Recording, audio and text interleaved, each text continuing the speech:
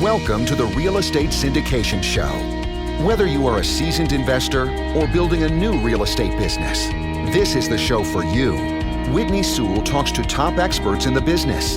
Our goal is to help you master real estate syndication. And now your host, Whitney Sewell. This is your daily real estate syndication show.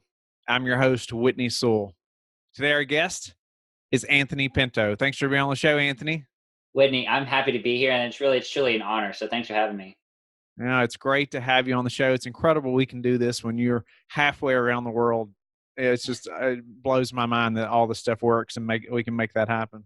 Yeah, absolutely. Absolutely. I mean, I'm not going to let, moving to Japan stop me from pursuing my passion of real estate investing. So awesome. I'm looking forward to getting into that because I know the listeners are going to be able to relate to that. So many limiting beliefs that we have about all these things we got to get done and do. It's too difficult, right? I mean, to get a deal done. And a lot of people are right here in person at the property, and you're doing it from halfway around the world. So I know this is going to be great. But a little about Anthony. He's active duty naval officer, currently stationed in Japan. Has been investing in real estate since 2016 and focuses mainly in smaller multifamily investments. Recently acquired 8 units in a span of 4 months while on active duty. And so, Anthony, give us a little more background. I'm looking forward to hearing just about, your story of being in Japan, but being able to close deals in the U.S. and how you've made that happen. I think you're going to be able to help the listeners and myself get past some of those limiting beliefs, and I look forward to even hearing about some of your systems to be able to make that happen. But so give us a little more details about who you are, and let's dive into how you're making this happen. Yeah, absolutely. So like you said, active duty Navy, I've been in for about 6 years. Most of the time that I've been in has been stationed in Norfolk, Virginia, which is, if you're not familiar with it, it's about 2 to 3 hours south of DC. Virginia Beach is probably the biggest city you'd probably think of. So I was there for about total of 4 years, and now I'm here in Japan. I'm a submarine officer, and did a lot of cool stuff, under the water and above the water, and with different forces and military stuff. We'll just call it that. But during the end of my sea tour, I came to realize that I didn't want to stay in the military for the next 15 years to get to that pension point. And I mean, Whitney, you served as well, so I'm sure the feeling is understandable. And so, I just started looking for different methods to supplement my income and really kind of transition out of the military. I knew I had a lot of time left. I knew I was coming here to Japan, so I had about at least 3 years left on my contract before I could get out. But I knew I wanted to move into something else. So I started doing a lot of research, kind of drinking from the fire hose, if you want to call it that. And it was very overwhelming at first. Bigger pockets, podcasts, books. Just so much out there to learn about. And so I really kind of needed focus and someone to help, guide me through the huge amount of resources that were out there. So I ran into a guy named Stuart Grazier, which I think you had him as a guest recently. Super awesome guy, pilot out of Colorado, and he runs the Military Investors Network. Anyway, so reached out to him on Facebook. I was like, hey, I see what you're doing. I'm interested in getting into this. I don't know anything about real estate investing.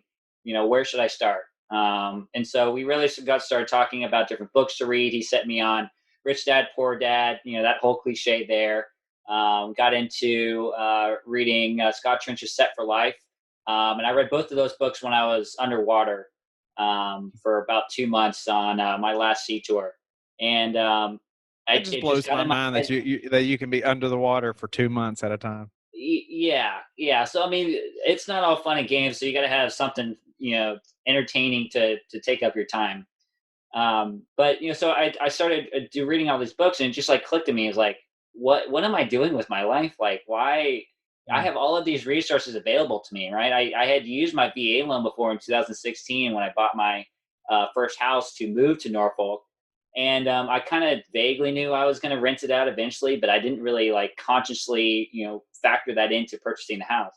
And so I started reading, Set for Life by Scott Trench. And he talks about house hacking as a concept, where You purchase a house and you rent out, a number of other units or rent out rooms and basically have your mortgage paid for. So as you can imagine, I was doing all this research myself underwater without being able to communicate that to my spouse. So I got off of being underway and I was like, babe, we're going to go buy a house. And I know we've never done that before, but we're going to buy a multifamily house and it's going to be great. And as you can imagine, it went over well. She thought I was crazy and she thought I was just in, some kind of fling and this was all going to kind of go away. But a month later, we had our first quad under contract in the Hampton Roads area, specifically in Portsmouth, and moved in January into that. And then while that one was still under contract, I found another triplex in the same rough area about 10 minutes away. And we purchased that one with a joint venture with a couple other Navy guys. And that's really kind of my break into multifamily within, it started in November, really doing the research, and by February had 8 units under our control, right? So from there, I was like, why would I stick with smaller multifamily and 4 units at a time when I can do 40 units or 100 units? So I really started looking into larger multifamily and apartment buildings as the means to be financially free. And a lot of people talk about how it's really the same amount of work and it's just extra zeros, but I mean, really, it is. I spend just as much time on my single family home as I do on my quad, right? And I'm sure once we get this property we have under contract closed on, it's going to be the same amount of work, right? And arguably, it's less work because you have more property management involvement. You have a lot more people able to take a lot of the responsibilities, but I'll get off my stream of consciousness there. Yeah, I'd like to ask you. Let's go back just a little bit because I think it's incredible that obviously you started educating yourself, and that's what everybody says. You got to educate yourself first, and I couldn't agree more. You have to have some understanding. I made those mistakes early on. Just not educating myself enough and jumping in. However, you educated yourself, and within a month you had a fourplex under contract. So tell me about that a little bit. Were you in the States then, or were you overseas then? Yeah, I was still in Norfolk. I was living in Virginia Beach, and I had just transitioned on to my shore tour, so I had a little bit more time to actually go look at houses, not being underway all the time. So yeah, that quad was when I was still there. We used our BA loan to purchase that, which if your guests so smart, by the way. So smart to use your VA loan and get a fourplex. You can still get a residential loan, house hack. Amazing. Go ahead. Absolutely. Yeah. I mean, and for your listeners that don't know what a VA loan is, it's a Veteran Affairs loan, and it's essentially a 0 down payment owner occupied loan to be able to purchase up to a 4 unit, really any residential property. So it really is used to allow service members to purchase a house within the area that they're going to be living for a certain amount of time, right? But one of the advantages of that is that you can buy a duplex, a triplex, a quad, and so that's what we did. So we used my VA loan to buy a quad. We lived in one of the units and rented out 2 more of the units, and then we Airbnb'd the last unit. So did that cash flow for you all? Did that prove to be a great venture? Yeah, I will say it was a learning experience. It was great in that we didn't have to pay for a mortgage, like that wasn't coming out of our own pocket, but we weren't actually cash flowing while we were living there. If that makes sense. Mm-hmm. Yeah. So how'd you have the confidence to know that this was a property you should pursue? I mean, you just educated yourself, and within a month you had this under contract. How did you have the confidence to say, okay, this works, let's pursue this? Yeah. I think being able to use the VA loan and knowing that, I could get a 0 down payment loan essentially on this, in my mind, I think it seemed less risky to be able to do that. And also the fact that I had a stellar real estate agent who was former military herself, like she was an investor herself, like she knew how to analyze this property to make sure that it was actually a good investment. She had like all of these contacts I needed to get done. It was honestly, it was a very smooth process. But in terms of buying the property itself and kind of just taking that leap of faith, it was not easy. Honestly, it was not easy. You know, I as a military officer, like I had some insulation, like I had income. It wasn't like I was, quitting my job and going to work full time in real estate. So I had a little bit of security there with it. But it was not easy. Not only financially, but in my relationship wise as well.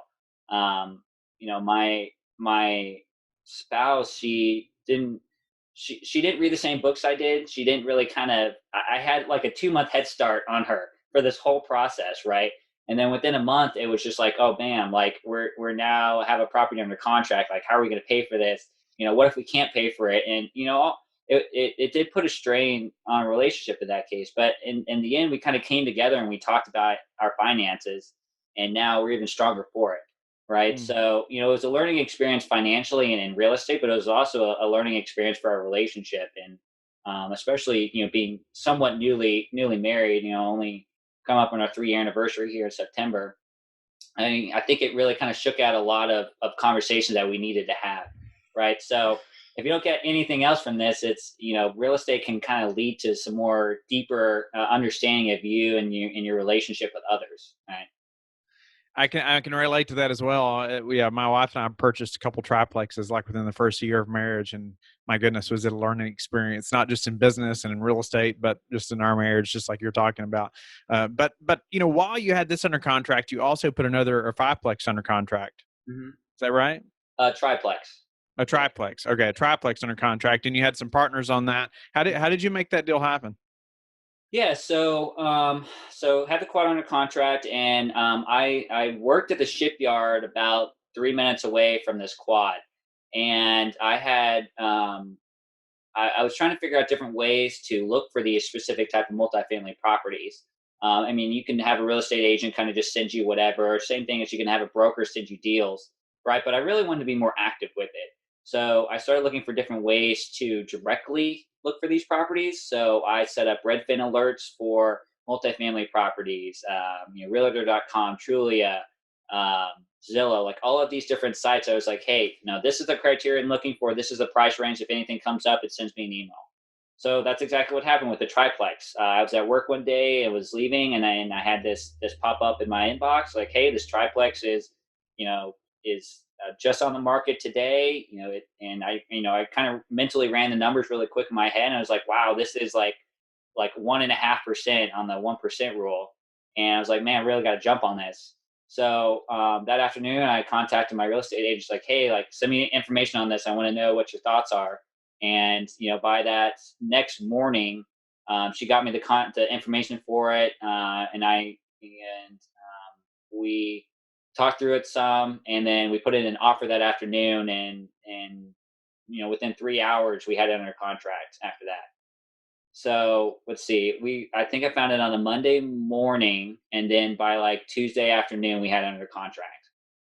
How about these other guys that partnered with you? How did you talk them into doing this with you? Yeah, so it's a funny story actually. I felt like a complete idiot when this happened to me, but it was a good learning experience. So I thought that I was going to use a residential loan on the triplex and be able to bring in investors on it. Well, turns out that you can't use a residential loan and use investors as well. You have to have the money in your account, right? So I didn't really understand that, and so I kind of scrambled to find these investors within like the last 2 weeks of this deal. So what I did is pretty similar to what I did, what you do with the larger multifamily. I got the property, got it under contract, got all the lending documents and everything figured out, and I just put a deal package together. So I put an offering memorandum, if you want to call it that. So I kind of just listed out the property, put in rental comps, what the market's looking like, what other property rents have been going for, what the renovation plan was going to be, what the kind of the long term hold was going to be.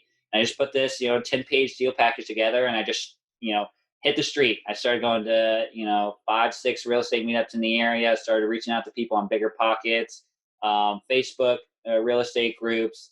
I really just kind of shook all the trees that I could. I started reaching out to my friends and family group, seeing if anyone would be interested in it. And so the two people I found were through two different methods. One, I found Bigger Pockets, and he happened to be a local investor, and we actually went to school together. He was a couple years behind me. I ended up finding out, and he was interested in getting into real estate as well, but he was going on deployment and didn't have really. He had money, but he didn't have time. So we just kind of clicked, and that was my first investor. Nice. And So I mean, you had to make something happen here, right? And it's yeah, nice that, like, I mean, you still made it happen. You didn't just quit and say, oh, well, we can't do it now. I mean, you put a deal package together, and then you started hitting the streets, like you said. So anyway, congratulations to you for making that happen like that, and not just quitting. It's so easy to throw your hands up, right, and say, well, that just didn't work out. But nope, you found a way. But tell me, like, now you mentioned, the time spent on a single family or your fourplex, versus the time spent on, much larger property. So what's your plan now moving forward as far as what type of multifamily or what type of asset class you're looking at? yeah. So okay, I guess I'll kind of give a background on that. So had the property, got all those properties closed on by the end of February, and then in April, I kind of had this conversation in my head, like, why am I not looking for larger properties? So I just started doing a lot of research, got into a couple different programs and courses, started going to conferences, and really just delve headfirst into multifamily and apartment buildings. So now you're And increasing your network, increasing your knowledge. exactly, right. I just fell in love with this idea, right? It was just very energizing to me to go to these conferences and see people who are just as passionate about finding financial freedom and getting into real estate investing and the multifamily side of it, and what they can do not only for them but for the people that they're helping at these apartment complexes. And so I've really just spent the last year building all of these relationships, getting partners in place in the different markets I'm looking in, getting all of these broker relationships established, knowing that I will be coming to Japan, and that, like, my communication is going to be like cut in like a tenth of what it used to be, right? Um, so that's really where I focused on for the first year, is just trying to cultivate all those relationships, looking at deals, building up my kind of underwriting skills, raising private capital, right? Talking with investors, so that eventually when a deal came along, I could tap into that. So it's kind of come to fruition now, because we have a 104 unit under contract in the Hampton Roads area. And it's large in part to the lead sponsor on this deal, who's a good friend and a mentor of mine. And you may have heard his name. His name's Phil Caprone. And he reached out to me. He's like, hey, like, are you interested in kind of helping take down this deal? And I kind of had worked out a deal with one of my friends, college friends, that he was going to lend me some money to put into this deal. So I had EMD money ready to go to put into that deal, and that kind of got my foot in the door. And I tell people that to get started in real estate, you need one of three things. You need either money, time, or experience, right? And for me, I had the longest time. I had time. I had time to call brokers, beat the pavement, talk to investors. And coming here, that was it kind of went away. And I had some experience, right? I dealt with the issues you deal with multifamily and tenants and property managers and the whole nine yards there, right? But that really doesn't help me when I'm not physically there. So I had to think of other ways to kind of contribute to these deals. And the thought was, okay, if I don't have time or experience, I got to bring something to the table. So I got to bring money, right? So that's what got me thinking about, okay, can I help provide EMD or risk capital? But really, that just got my foot in the door. Now I'm really having to put in the work to prove that I deserve a certain amount of the general partnership, right? Phil could do this on his own. Honestly, he could do it by himself, right? But he's bringing in other people who can help kind of take down this deal, not only as a learning experience, but as to build our own credibility and our own unit count as well. So tell me about, I mean, being from so far away and Yeah. making something like this happen. Tell me about some of your systems, your processes of being able to, make this happen from being halfway around the world. Yeah. It's definitely made me a lot more conscious of my time and prioritize my time. The fact that we're talking here at 10:30 at night, my time, right, which is early in the morning on your time.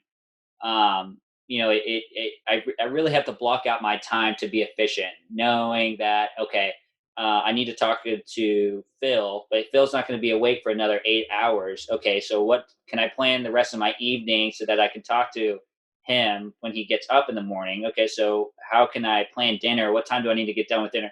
And it just kind of like backtracks from there. Okay, like how do I plan out my day to take advantage of the fact that the people that I need to talk to on the East Coast of the United States are only going to be awake for 5 hours that I'm awake for. So it's definitely made me a lot more deliberate with my time. Second part of that is I've really kind of sat down and self analyzed what can I actually contribute from here, right? Obviously, I can't do asset excuse me, I can't do asset management of the properties. I can't go check in on the property every so often. I can't do due diligence to an extent because I'm not physically there, right? So I just kind of thought of some other things, and one thing I can help do is raise private capital. I can help put to a deal package together. I can help with investor relations, right? And it just kind of goes to show, like, it doesn't matter if you only have 1 hour a day to work or if you're halfway around the world. Like, your time is your time, right? And how you prioritize and use that time is really going to make you successful or not. And so it's really taught me that being in this business and really being in business in general is all about time management, right? And if you just waste your time, watching Netflix or whatever else you end up doing, I can't even think of any activities that that kind of lends itself to what your mindset is going to be and what your future success is going to be, right? Where you So spend your time shows what's important to you. yeah, exactly. So long story short, I've had to be very deliberate with my time. In terms of processes, it has being in Japan has helped in one regard, is that I post, I'm trying to post a lot of content. And so it gives me an extra, 14 hours to be able to get that content ready, right? Because now I have content for Monday, because it's Monday evening my time, but it's Monday morning your time, right? So I've had all day my Monday to get whatever content ready that I needed to for that day. So that's That's good. kind of an unfair advantage, isn't it? I know, right? Right. So, but some of the other processes that I've started really getting into, and honestly, it's thanks to your show and listening to your podcast with Neil Bawa, and you talk about it yourself too, is using virtual assistants. I listened to that episode maybe 3 months ago, and I was like, I really kind of sat down. I was like, why would I use a virtual assistant? Like, what can I use them for? Like, like, why would I have someone tap into my finances or help book something or edit videos or whatever? I could do that myself. And then I just like started trolling around on Upwork, and then next thing I know, 2 weeks later I have like 5 or 6 virtual assistants doing a ton of different tasks for me. And so, for example, we just launched our new podcast called the Lessons in Real Estate Show. So thank you for helping with that as well, Whitney. I really appreciate the help. Yeah, my pleasure. And so it's launched this week, and it's been kind of a long road, not only just making the podcast episodes, but taking them, editing them together, putting a show intro in, getting like the intro credits, getting the outro credits, kind of piecing everything together, right? And it's just my time is better spent doing other things that will make me money, right? Analyzing deals, talking with investors, helping track down different things that we need to do to get a property closed on, right? So I brought in a virtual assistant, right? And she does editing for me. She does the show notes. She does the cover art. She does everything for me, right? How much more efficient are you now than you were before? Oh, extremely efficient, yes. Right? And for me, I don't like delegating. And so it was kind of a learning curve to. You're an officer in the military. Yeah, it's been a kind of a constant thing, and releasing control was kind of catharsis to me, right? And so how I released that control was being in the military, I wrote a standard operating procedure. So I wrote out exactly what I wanted done. It was like, okay, you have these many files. They're going to go in this order. You need to do the show notes in this way. Right. And once we had a clear Mhm. set of standards and expectations, like it's just been going smoothly. Right. Sometimes something will happen and, I'll just message her really quick and she'll change it. Right. And it Um, makes you better. yeah, Right. exactly. Right. So yeah, I'm glad you brought that up because I cannot agree with you more. Building a process, otherwise you have no way to improve. They have no system for them to track, and that's exactly what I've done. I record my screen and show processes, or build a Word document in Google Drive, a Google Doc, but then we can improve it. And she knows, okay, as soon as we think of a better way to do something, we document it.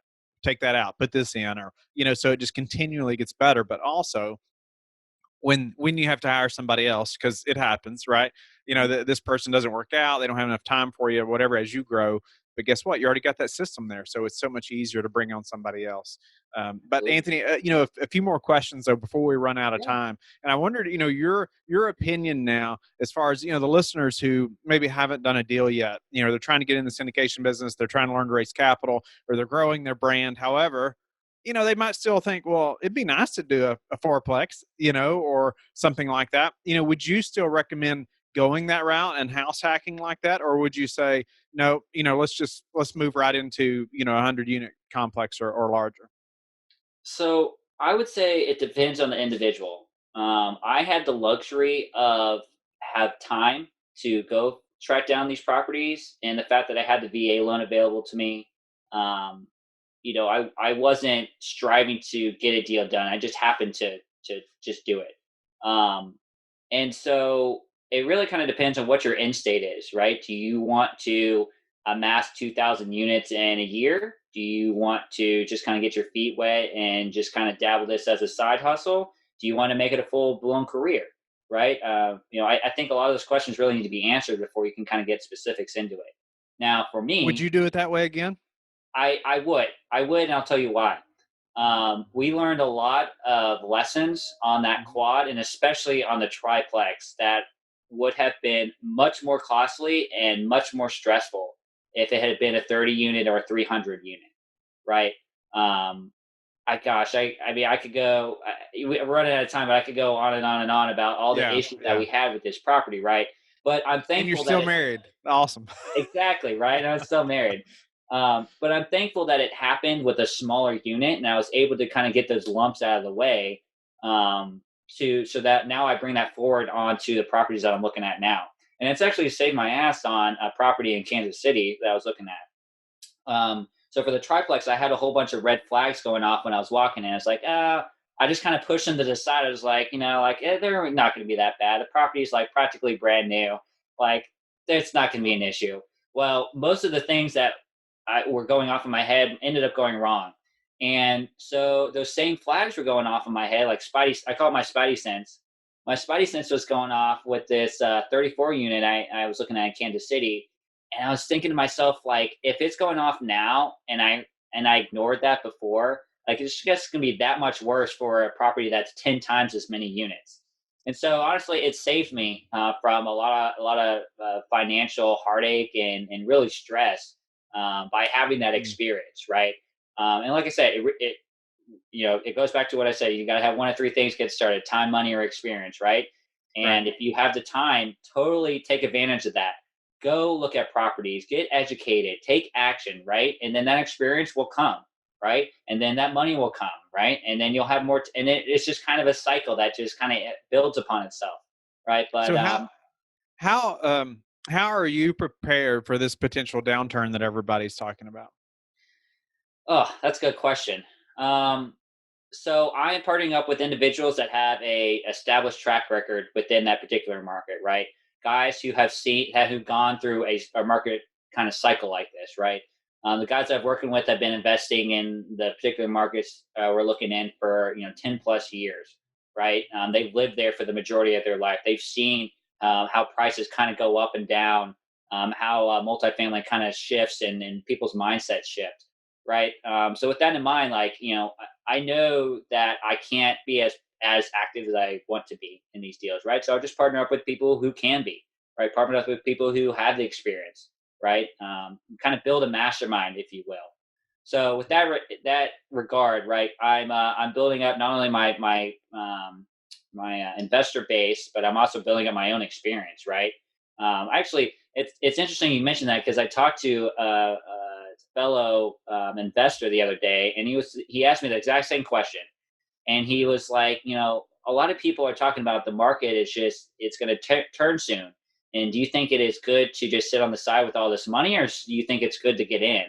And I told him, honestly, in my opinion, if you've never done a deal before and you expect to do your first deal when it's the bottom of the market, you're not going to have the experience of what to look for, some issues that might come up, right? You're not going to have the experience of going through a closing process, right? You may not have experience of making a deal package or talking with investors, right?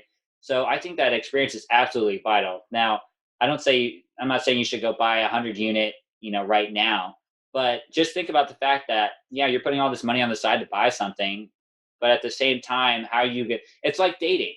Like, you date all these people trying to find the perfect person eventually in the love of your life, right? But if you never date a single person and that love of your life comes along and you don't know how to act because you've never dated someone, right? And I think it's kind of similar with real estate.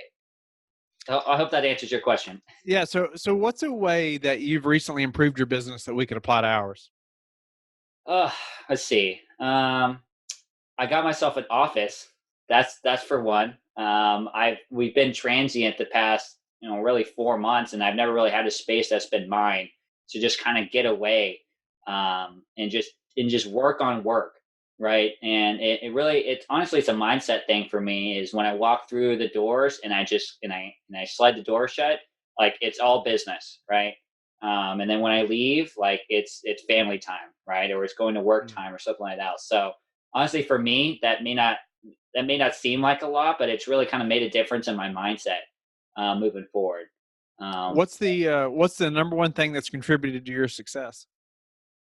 Oh man, I would say my wife getting on board with real estate investing, because without that, I would not be doing this, honestly.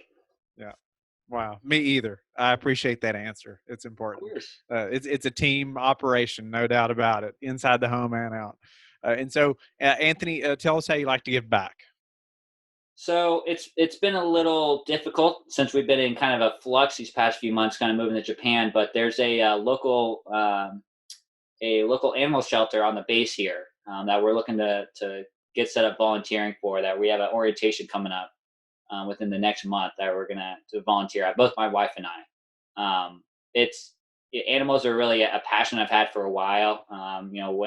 Whatever school I end up going to, whenever I travel around, I would just go visit the animal shelters and try and volunteer as much as I could. So that's my intended plan, is to give back to the local animal shelter here on base. Awesome. Well, Anthony, thank you very much for your time and spending time with us, from halfway around the world, staying up a little late to make this happen. And it's incredible to have you on the show and get to know you even a little better. And congratulations on your podcast launch. Looking forward to that. And be sure to tell us again about that, and obviously how people can get in touch with you. But thank you. I want to thank you again for your service. It's definitely a sacrifice, to be in the military for one, but two, to have to spend a few years, for so far away. But congratulations again on making it happen, even from such a distance. You didn't allow that to stop you or make you give up, in this real estate desire, dream that you have, and you're pursuing it and making it happen. So congratulations to you, and we can all learn a lot from that. But tell the listeners how they can get in touch with you or learn more about you and your new podcast. Yeah, absolutely. Absolutely. So you can email me at anthony@pintocapitalinvestments.com. That's my email. I'm on Facebook, LinkedIn. Our company name is Pinto Capital Investments. We have a website. We also have a blog called a Rookie Real Estate blog, which basically chronicles my life from fledgling investor to getting into multifamily and being a multifamily syndicator, and a lot of the lessons learned along the way. And then the new podcast we just dropped this week is called the Lessons in Real Estate Show, where we talk with multifamily experts and kind of dissect their lessons learned on their path to success. And you can find that on Stitcher, Google Podcasts, Spotify, and on iTunes as well. Thank you for listening to the Real Estate Syndication Show, brought to you by LifeBridge Capital. LifeBridge Capital works with investors nationwide to invest in real estate, while also donating 50% of its profits to assist parents who are committing to adoption. LifeBridge Capital, making a difference, one investor and one child at a time. Connect online at www.lifebridgecapital.com for free material and videos to further your success.